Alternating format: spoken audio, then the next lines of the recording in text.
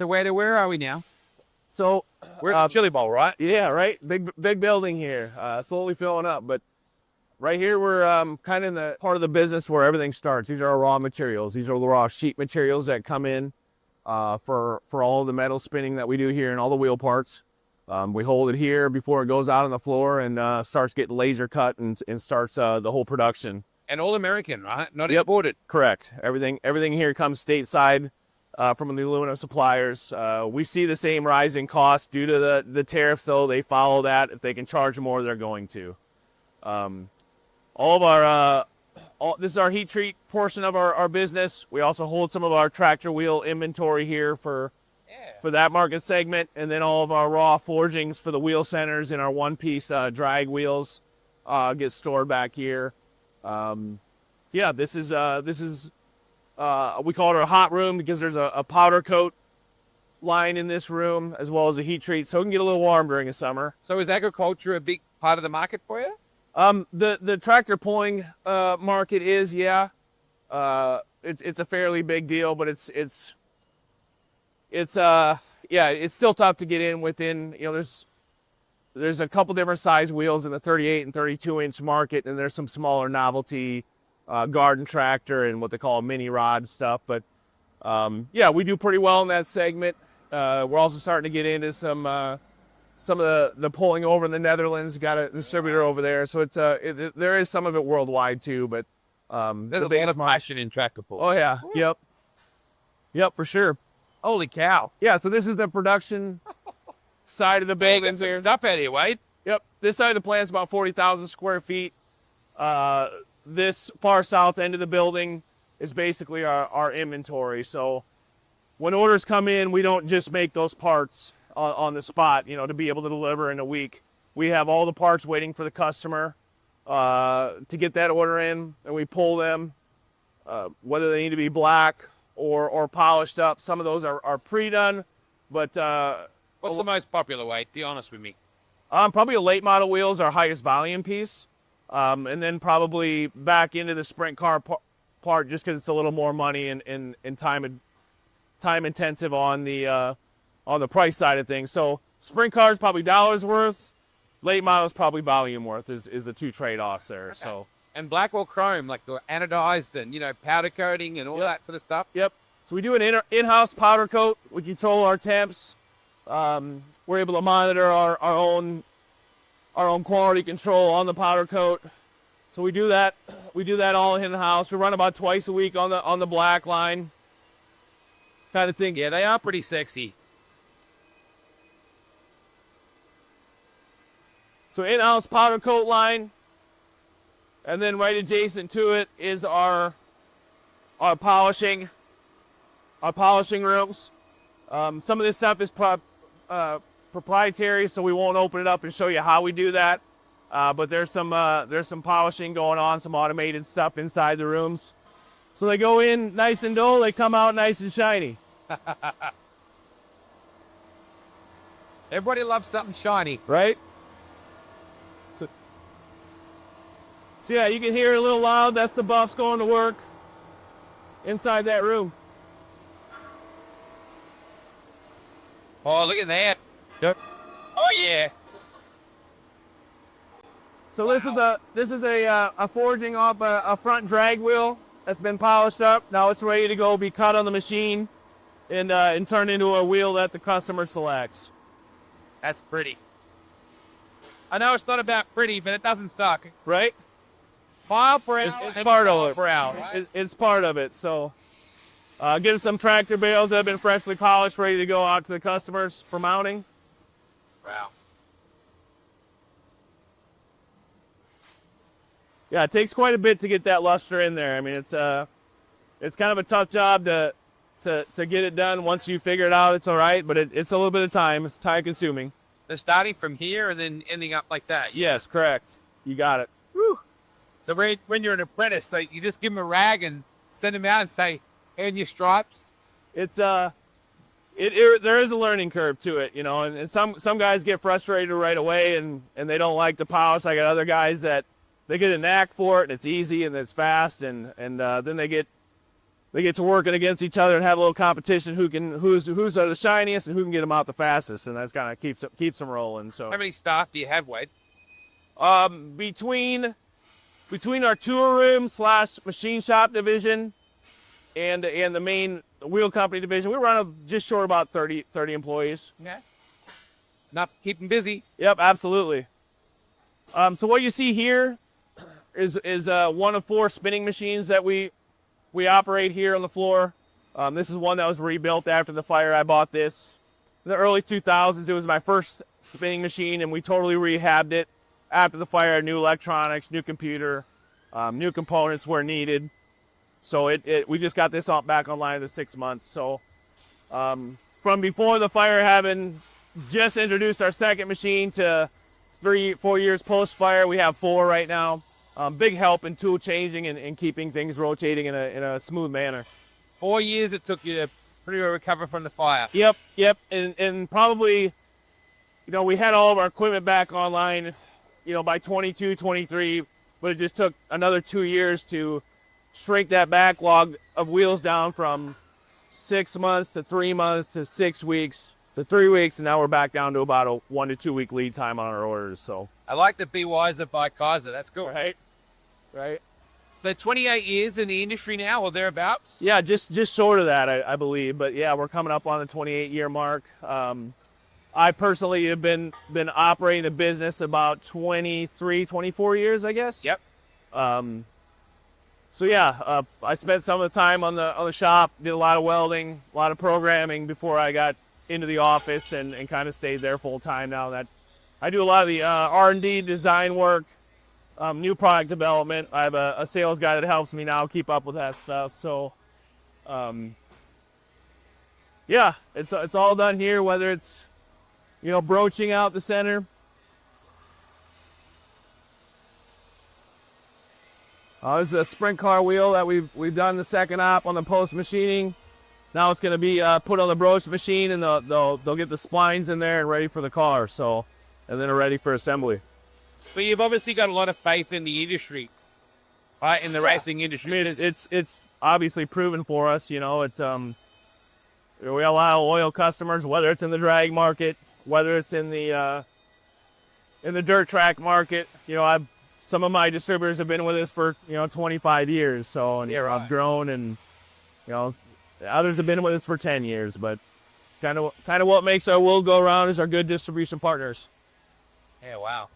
Man, you got a big... That equipment, light rotating parts to it all. How big was your shop before it burned down compared to this? We were about half the size. We were about 40,000 square feet total. This new building's 80,000 square feet. And then we have another warehouse that we rehabbed from the fire that's about 30,000 square feet. So plant 1 and 2, as needed. Looks like they're running some forged wheels here today, whether it be our wheel centers or one-piece wheels. That all gets done on this piece here. We're looking at probably changing out this machinery row and getting into a full pallet system that can be run and operated from 2 different machines, and some quicker swap outs. This Never stop improving, huh? right. It's just kind of that constant. Well, the sport is evolving constantly, isn't it? So Right. I got to say, I know you don't do road vehicles, but man, your wheels would be sexy on the street. Yeah, you never know. Golf cart. Right. Like, We do a fair amount of golf cart stuff Yeah. with some really unique 10-inch diameter, 14-inch wide wheels. There's a few different things that we play with.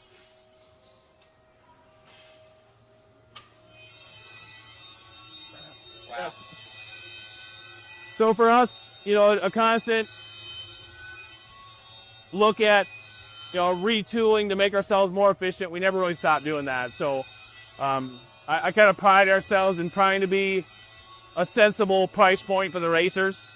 And for us to keep doing that throughout the years, I like my stuff to be affordable for a team, right? Whether you're a 305 team, a 360 team, I want you to be able to go down to whether it's, Smiley's or our local race shop, Rosie's, or, anywhere across the states. If a guy can't afford to buy it, there's not a lot not a lot of incentive for us to Yeah. keep making it. So Yeah, absolutely. we're always looking at different innovations to make our processes and practices make sense even more. So You got a lot of stock on the floor. right. This is our assembly area. This is where everything migrates as the larger orders come through. So these are all basically rotating orders. You know, this one may be looking for certain parts to come back from powder coat. You know, they'll spend a week or two in here on the bigger orders before they head out to our shipping area and get boxed up. So yeah, a lot of rotating parts throughout the week before we can get orders out the door. So. How much time do you get out to a racetrack, Wade? Because that's got to be important. Yeah, too. we used to do a lot of it. So, you know, it was back, you know, 25, 20 years ago. Me and my wife did a lot of traveling. We'd bolt up a small trailer behind the car with a bunch of wheels, and we'd have it to the races, and we had to sell them to get back home. Yeah. Did that for a lot of years. I think we'll probably spend a lot more time on the road in the next 20 years. You know, right now it's 4 kids at home. Yeah. You know, business to take care of. We get those kids to come up and take care of the business side. We can get back out on the road and do a lot of that. The racer feedback is critical to you. Yeah, sure is. And we have constant contact with teams from all over, so we still get that feedback. But we're also race fans, right? Like, so there is a point where me and Ange will probably have our motorhome a little later in life, and we'll get to do that traveling again. You know, we raced for 10 years and traveled all over to, you know, Illinois, to Kansas, Oklahoma with the small car, and had a lot of fun doing that. But yeah, life changes, and you got to buy diapers and that fun stuff. Go to Australia, right? The little things like that. 100%. With the, you know, the Earharts and the Hallets. Yeah. All right, so we'll look at Sprint Car Speed Week, and thank you for supporting Sprint Car Speed Week. Yeah, really appreciate Absolutely. that. No, appreciate the work you guys put into it, and you know, we can tune in, and you guys got, you know, good updates and stuff that we can learn about, you know, the racers over there. It you know, just helps as a fan and someone that's in the industry. It really helps us stay you know, updated on what's going on. Why Knoxville? Why the 100,000 K incentive? And explain how that works, Wade. Yeah, so it's kind of a bounty. Like, I look at the last, you know, 28 years of racing, and the tremendous success we've had through that. You know, there's really not a race right now that's on my bucket list because we won them all. You know, whether it's the National Open, World Finals, you know, Clay Cup, you just go across Chili Bowl. You know, there's some that took a while for us to do, but right now, whether it's in the late models, the dirt modifieds, the midgets, I can pretty much check off every marquee event out there. You know, all the way to Australia to the classic, right? Exactly. So You're right. Yep. Knoxville in the 410 class is the only one we haven't got. We've gotten 410 track champions, 360 track champions, 305s, and we won all those national events, whether it be a non-wing or those other classes, other than the 410s. That's just the one feather that we're missing. So it was a way for us to award a team that does get that done in a fun way, and then kind of remind everybody that, you know, our history and what we have all won and what we have accomplished with those teams out there. So it'll be fun. You know, I don't expect it to happen on year one this year. It could. Don't expect it, but, you know, over the next 10 years, we got a lot of young drivers that are talented coming up. We should point that out. It's not 1 year. Right. The 10-year commitment. This is a 10-year commitment, and I would pretty much bet if we don't get it in 10 years that the pot might get a little bigger, you know, and maybe we'll throw another 100 out there for the teams and see where it goes. So it's fun. You know, we work with Knoxville on promoting that, and we'll continue to do that over the years here and continue to grow that, you know, that media awareness of what we're doing. So in the A main, you must have Keizer on all 4 corners. Yep. Wheels and hubs. If you win the Nationals, you win an extra $100,000. Correct. Yep. Which is about 6 million Australian at the moment. Right. Just gonna point that out. Yep, I hear you. So, yeah, it was a big chunk to set aside and make sure it was available for the teams when we went there. And in doing so, we still want to make sure that we do all the other sponsorship stuff that we always had. You know, we have a designated amount of money that we allocate to the 600 industry. Yeah. And then the late model industry. So we had those other events that we couldn't abandon, you know, and we And now that 100 grand is sitting there, we can go back and start increasing the ways we can give back to the racing community through all those other events. So, yeah, it's a fun thing, and look forward to seeing who gets the closest, and maybe that team that won scratch their head and go, dang it, you know, the extra 100 grand was sitting there. So, we build a fast wheel. You know, every team out there has been beat by our wheel. So, you know, there's no reason that that team's not going to take us along for the ride at one point in time. It'll be fun when it happens. And I hope it takes a little bit, right? Just to, I waited this long, I want to earn it, right? I want to earn it with a team that's had us and taking us racing and have a good time with it. And so, yeah, it's going to be fun. All right, so dispatch, and where do we go from here? Yeah, so this is kind of the end of the road for the wheel's lifespan within our building. Comes to the shipping department. Again, larger orders as they build up, whether it's a Motor State, a Smiley's order. They'll get piled up here. We'll do an inventory check before it goes out one last time. And then a shipping manager gets them on a pallet and heads them out. We do UPS pickups here daily, fill up a complete truck. During the March season, we'll actually end up using all the floor here for this type of situation, just because it's so busy in March. We're just coming into, if you could say there's an off season, which there really isn't anymore, we're probably coming into the slower time of the season, I guess you could say. And it used to be we'd really see peaks and valleys, but now we're pretty even, just because we were so diversified and we do a lot of different things, whether it's UTV racing, formula car racing. You know, we're really drag racing. We're really diversified across all those markets. So we don't have the valleys that we used to have, but for the dirt track stuff, you know, July, August, all those teams have their stuff. They're trying to maintain and just kind of keep them fed in a quick manner. A lot of teams call you now; they need it by Friday, right? Yeah. So we pride ourselves on that service. That's a big part of what we do here, being able to actually get the stuff to the guys if they can't. So location-wise, where you're based, yep. Which is where? We're in Northwest Iowa, so Jackson Speedway is real close to us. Houston Speedway is real close to us, and it does give us a nice hub across the U.S. You know, to get it to California within 3 days, or PA within 3 days. It's real reasonable that way. So, yeah, and we got a lot of warehouses and dealers that we work with all over, and they help keep that supply chain rolling for us as well. Your dad and Mr. Keizer would be pretty proud, I think, of where this is all about, mate. If my dad was around, he probably wouldn't let me probably keep rolling the dice each time, right? But you know, when you're 25 and you got a dream, and my brother-in-law's here with me, you know, we kept rolling the dice, and it kept working, kept winning on Saturday, sold wheels on Monday, right? And that's kind of how it evolved, and had fun with it. Man, it's been a long road to get here, you know, with the fire and just building up the business. But I love where we're at today. Got, you know, a great team here that work with us, great distributors, great racers, great product.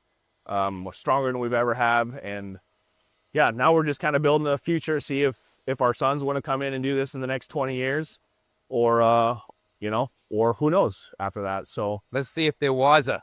Right. And they stay with Keizer. Right. Absolutely.